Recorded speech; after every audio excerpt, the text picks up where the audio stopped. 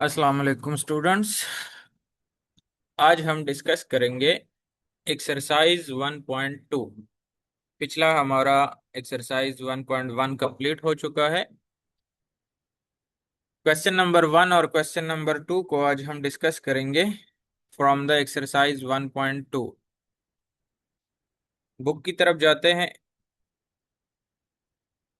लिखा हुआ है एक्सरसाइज 1.2 और स्टेटमेंट है right transpose of the following matrices. जो मैट्रिसेस हमें दिए गए हैं क्वेश्चन नंबर 1 में, इसका हमने ट्रांसपोज फाइंड करना है। ट्रांसपोज कैसे फाइंड करते हैं? बिल्कुल सिंपल है। ये जो रोज दिए गए होते हैं, जैसे 1 2 फर्स्ट रो है, 3 और 1 सेकंड रो है, तो फर्स्ट रो को कन्वर्ट करना है फर्स्ट कॉलम में और सेकंड रो को कन्वर्ट करना है सेकंड कॉलम में। सिंपल सा कंसेप्ट जहन में रखो, रोज में से कॉलम्स बना दो, बस इतना सा काम है। इसकी सोल्यूशन देखते हैं। क्वेश्चन नंबर 1, पहला पार्ट लिखा हुआ है P इज इक्वल टू 1 2 3 1। हमने क्या करना है, जब हम इसका ट्रांसपोज फाइंड करेंगे तो लिख देंगे P और इसके पावर में यहाँ पे T लिख देंगे। इस T का मतलब होगा ट्रांसपोज, यानी कि हमने इस मैट्रिक्स का ट्रांसपोज ले लिया। अब कैसे फाइंड होगा? फर्स्ट रो में से फर्स्ट कॉलम बना देना है। जैसे 1 2 है, यहाँ पे फर्स्ट रो में है, तो यहाँ पे हम इसको फर्स्ट कॉलम में लिख देंगे। हमने क्या किया कि इस फर्स्ट रो को फर्स्ट कॉलम में कन्वर्ट कर दिया। इसी तरीके से ये जो सेकंड रो है 3 और 1, इसको कन्वर्ट कर देंगे सेकंड कॉलम में। तो ये हमारा आ गया ट्रांसपोज। बिल्कुल simple. Convert the first row into first column and the second row to second column. Clear? Question number 2 पे आते हैं। लिखा हुआ है Q is equal to L M N P। तो बिल्कुल सिंपल है, जैसे पिछला वाला कॉन्सेप्ट था कि हमने इस फर्स्ट रो को कन्वर्ट करना है फर्स्ट कॉलम में और सेकंड रो को कन्वर्ट करना है सेकंड कॉलम में। तो हम इसको ऐसे लिख देंगे।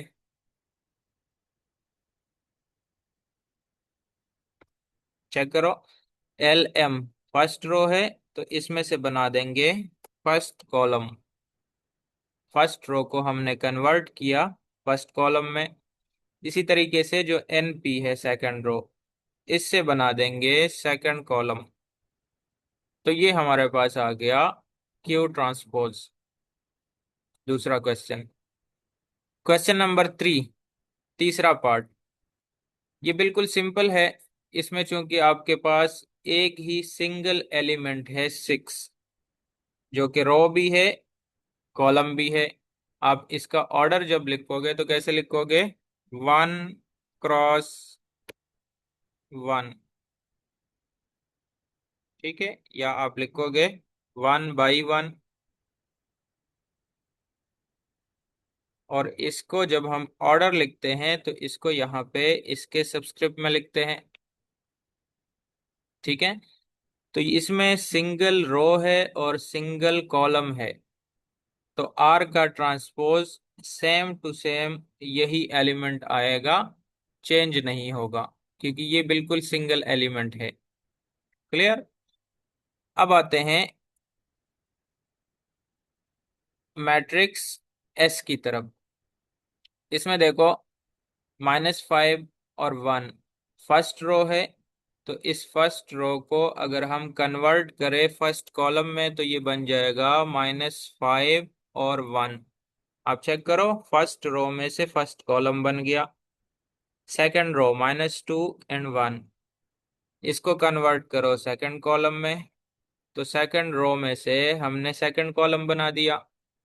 एंड द लास्ट वन 4 और 4, थर्ड रो में से हमने थर्ड कॉलम बना दिया। तो ये आपके पास आ गया एस का transpose. Clear? And the last one T, it's a 3 by 3 matrix. बिल्कुल सिंपल है, सेम कॉन्सेप्ट है। चाहे 2 by 2 का मैट्रिक्स हो, चाहे 3 by 3 का मैट्रिक्स हो, चाहे 2 by 3 का मैट्रिक्स हो, सेम कॉन्सेप्ट के साथ आपने इसका ट्रांसपोज लेना है। यानी कि ये जो फर्स्ट रो है इसको कन्वर्ट करना है फर्स्ट कॉलम में, सेकंड रो को कन्वर्ट करना है सेकंड कॉलम में, थर्ड रो को कन्वर्ट करना है थर्ड कॉलम में। तो हम इसको ऐसे लिख देंगे।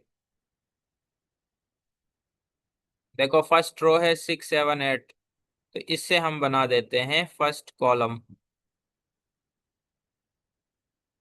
ऐसे बन जाएगा 6 7 8।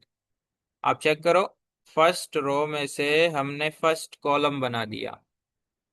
Now the second row 13 1 and 3। गौर करो, सेकंड रो में से हमने सेकंड कॉलम बना दिया। And the last one 2 4 5, third row में से हमने बना दिया थर्ड कॉलम 2 4 and 5। तो इस तरीके से आप किसी भी मैट्रिक्स का ट्रांसपोज फाइंड कर सकते हो। क्लियर है? तो ये थे हमारे एक्सरसाइज 1.2 के पहले 5 पार्ट्स क्वेश्चन नंबर 1 का। अब आते हैं क्वेश्चन नंबर 2 की तरफ। लिखा हुआ है कि which of the following matrices are transpose of each other. इसमें हमने ट्रांसपोज फाइंड नहीं करना, इसमें हमने ट्रांसपोज ढूंढना है कि कौन सा मैट्रिक्स किस मैट्रिक्स का ट्रांसपोज है। बस सिर्फ वो मेंशन करना है, लिखना है। जैसे फॉर एग्जांपल आप देखो, ए लिखा हुआ है which is equal to A1 A2 B1 B2।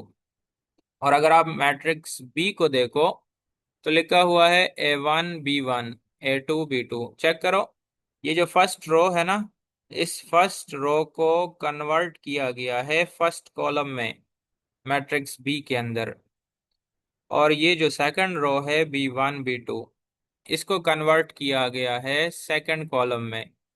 तो it means that we will write matrix B is the transpose of matrix A. बस ये सिंपल सा एक सेंटेंस आपने लिखना है इस तरह से। देखो क्वेश्चन नंबर 2, पहले आप मैट्रिक्स ए लिखो, फिर मैट्रिक्स बी लिख दो, ठीक है। और नीचे लिख दो कि matrix matrix B is the transpose